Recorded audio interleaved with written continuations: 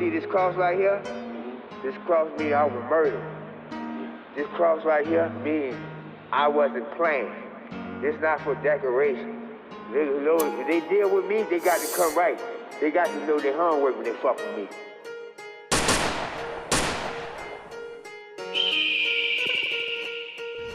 I hear a Mexican gentleman that you never see, but I see Darian Brown, and I can hear him mutter a few things very faintly.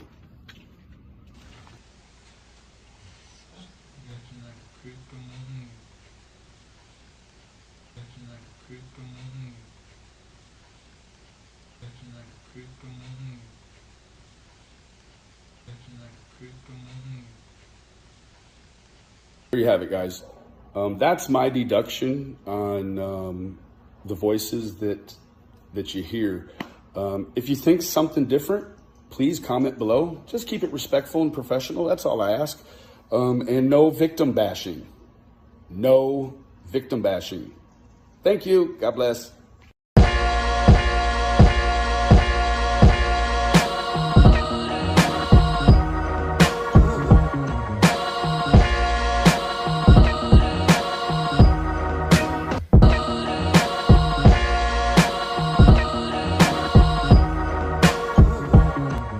Welcome and all American Cartel members, Anons, Facebook friends, Twitter followers, random YouTube viewer. Thanks for joining me. My name is Julio and I am the Theorizing Theorist.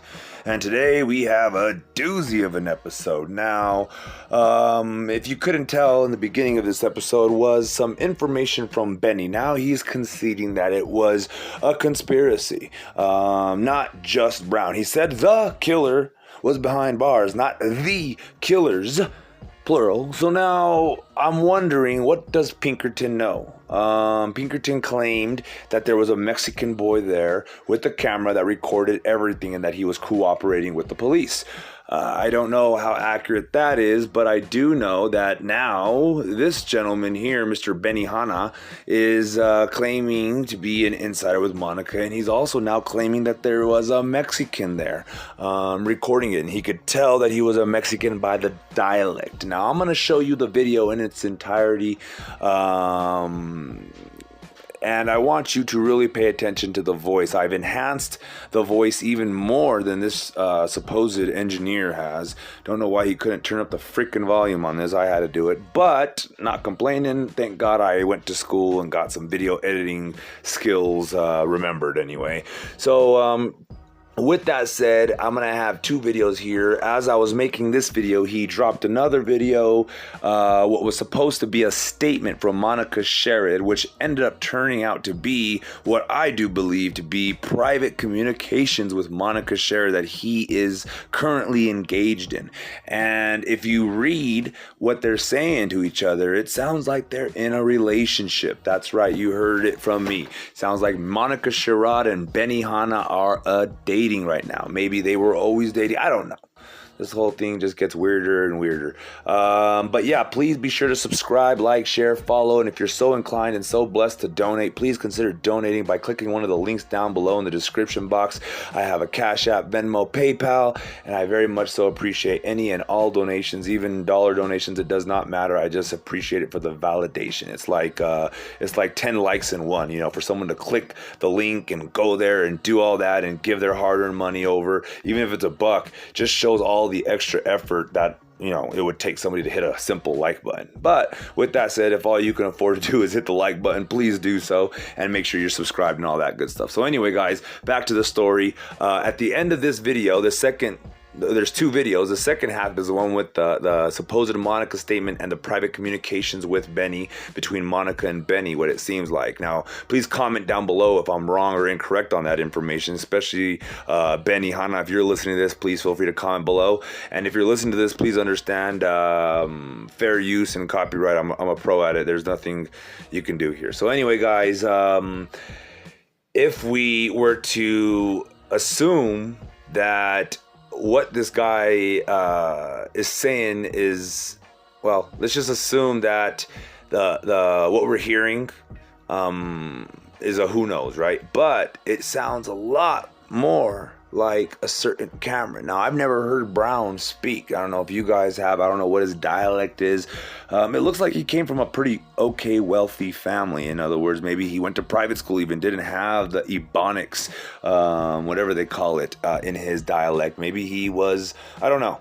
But I do know that the voice that I'm going to enhance for you in this first part of this, the first video of this two-part video here that I'm going to show you, is going to show that it sounds, to me at least, a lot like Cameron. He's got that like southern, not southern draws, more like a Haitian. I don't know. It's a weird. Maybe you guys know. Please comment down below if you guys know what the dialect is. But as far as me, I'm still unconvinced, and now it looks like Benihana is even unconvinced. And this is all we're trying to say. Let's just wait till all the facts come through. This is why I'm trying to remain neutral. I don't want to be caught with my foot in my mouth when they come out arresting Monica Sherrod. So anyway, with that being said, please accept my adios. And as always, you know the routine. To God be the glory.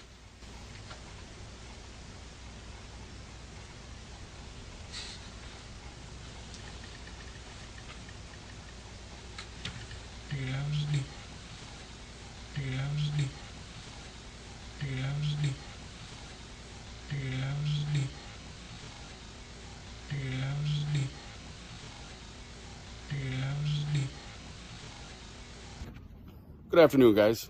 So, I kind of set the stage earlier in the week, showing all the different pictures and different things. And it was sort of a validation of sorts on a few different levels. But what we'll talk about in regards to those photos today is that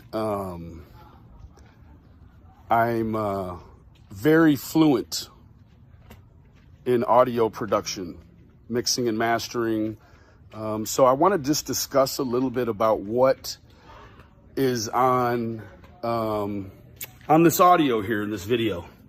So as you'll listen to it, I slowed it down, let it run at regular speed. And the interesting thing that I'm going to explain to you here is that you'll hear, and this is my opinion, based upon listening to thousands and thousands of hours of African-American voices due to hip hop, and thousands of hours of listening to Hispanic rappers as well.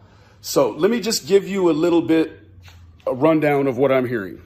So what you're hearing is the expletive blank IGGA. That whole sleep. So here in Texas, everything is described. The adjective for everything is hoe or bitch, right? Say, man, that whole sleep, right? But the sleep, what up, man? Right?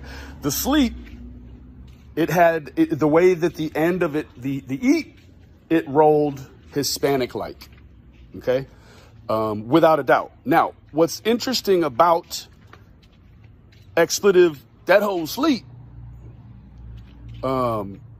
it in compression, right? In compression of where it's at in the space, in the pocket of audio. Now, when you think of as far as pan, right? So pan is where the music sits in relation to the environment, or, where a vocal sits in relation to an instrumental or any sound other than a vocal. So the Hispanic sounding expletive, that whole sleep, that's closer to the camera. Now, what's also interesting is when that phrase is said, Brown turns around real quick and looks as if someone said, look, that old sleep. He turns around.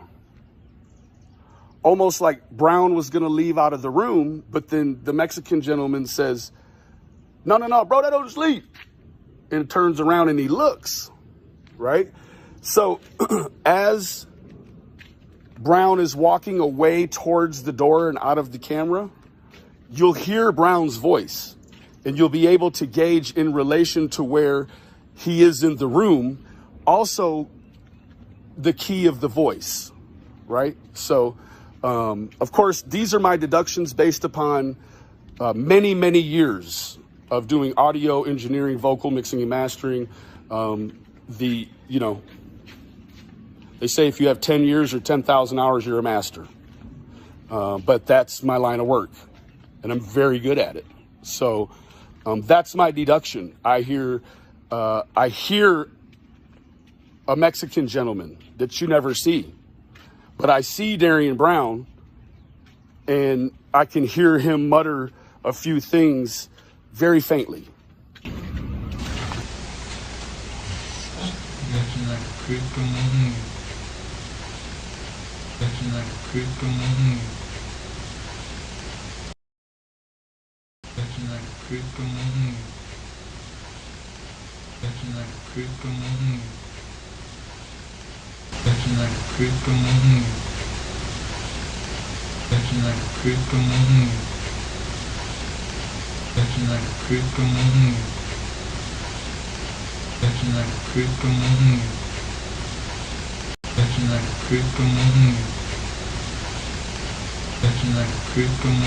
He loved everybody. The biggest smile ever. Maury lived in the same home as the 4-year-old. He says he woke up and the child was missing. I got up, I'm talking about in my shorts, no socks, no shoes, no shirt, running around the neighborhood looking for him. And I run down over there. Maury's mother had been taking care of the child. Police say his biological father dropped him off at their home back in March, and she lost contact with him. She can't stop crying. She's been crying for it ever since. She don't know what to do. She thinks it's her fault. I tell her it's not. There's no reason for this. Like, what he did was wrong. Brown, who also lives in the same neighborhood, was out on bond for an unrelated charge at the time of the murder. Fox 4 spoke to one of his family members off camera. They claim he suffers from mental health problems. It's still unclear if Brown knew the boy. Maury says he recognizes Brown from school but has no idea why this would happen. It's a 4-year-old kid, bro. Like, for what? Good afternoon, guys. Monica, good gravy, Monica. She wants to make a statement, but the victim blaming has nullified that. What she did want to do is she wanted to send a message out via me, and maybe this will give you some explanation to the level of care and love that she gave those boys. I think a lot of people are mistaken that she's not talking because she's got something to hide. She's not talking because a boy was taken from her home that she loved like her own son and was butchered in the park down the street and then dumped in the street like a newspaper. She can't stop crying. That's why she hasn't made a statement, to appease you people.